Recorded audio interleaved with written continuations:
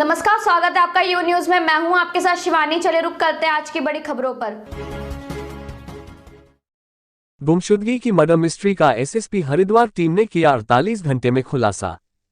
ज्वालापुर कोतवाली में निखिल कुमार निवासी पीठ बाजार ज्वालापुर द्वारा उनकी माता सुनीता देवी के बिना बताए कहीं चले जाने के संबंध में कोतवाली ज्वालापुर पर गुमशुदगी दर्ज कराई गई थी, जिसमें पुलिस टीम द्वारा महिला की तलाश हेतु किए जा रहे प्रयासों में सीसीटीवी मददगार साबित हुई, जिसमें उक्त महिला को सुबह लगभग 8 बजे एक सफेद ई रिक्शा में एक व्यक्ति के साथ बैठकर जाती हुई दिखाई दी। सीसीटीवी फुटेज के आधार पर पुलिस टीम द्वारा ई रिक्शा चालक की जानकारी करने पर पता चला कि उसके द्वारा महिला व उसके साथ बैठे एक व्यक्ति को ई रिक्शा से पथरी रोह पुल के पास छोड़ दिया गया था, जिनके द्वारा रिक्शा चालक का नंबर लेकर वहीं पर इंतजार करने को कहा गया, जिस पर पुलिस टीम द्वारा उक्त महिला व उसके साथ जाने वाले व्यक्ति की कॉल डिटेल की जानकारी की तो दोनों का आपस में बातें करना पाया गया तथा दोनों की लोकेशन पथरी रोह पुल के पास होने पर शक गहरा गया। एक अज्ञात महिला का शव सोनाली पुल के पास मिला,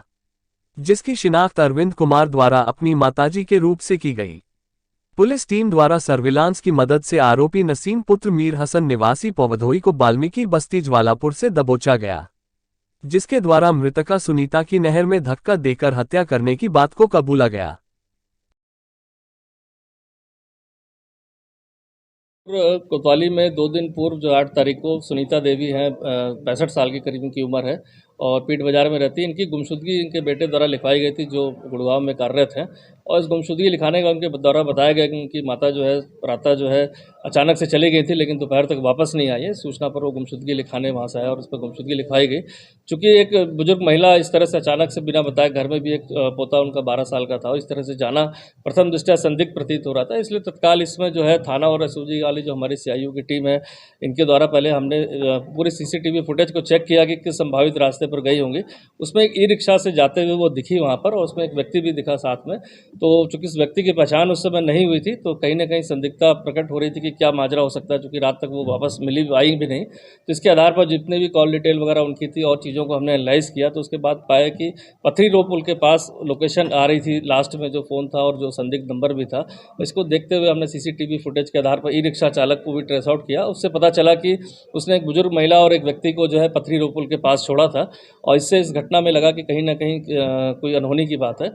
और उसमें वसीम नाम के जो व्यक्ति को उस पर पूछताछ के लिए जब इसमें संदिग्धता के आधार पर पूछताछ की गई, तो सारा घटनाक्रम खुला कि वह पूर्व में उनके यहाँ पर पुताई का काम कर चुका है और लगातार बीच बीच में काम करता है। कुछ दिन पूर्व उसने इसी काम के बहाने उनके यहाँ से ज्वेलरी को चोरी कर ली थी, जिसका शक सुनीता देवी जी को उनके ऊपर हो गया था, और जिसके बारे में उनका कहना था कि अगर नहीं बताएगा तो पुलिस में शिकायत करेंगे। इस घटना को बचने के लिए उसने एक कहानी रची कि एक्चुअल चोर के बारे में और किसने चुराई आपकी ज्वेलरी, इसको एक बाबा बता सकते हैं, और आपको अगर आएंगे तो वहाँ उनसे मिलवा देंगे।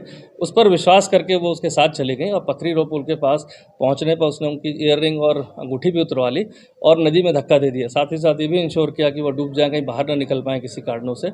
और इसके बाद जब घर की तलाशी ली गई तो उसमें पुरानी ज्वेलरी जो मिली और जो पहन के गई थी वो भी बरामद हो गई है।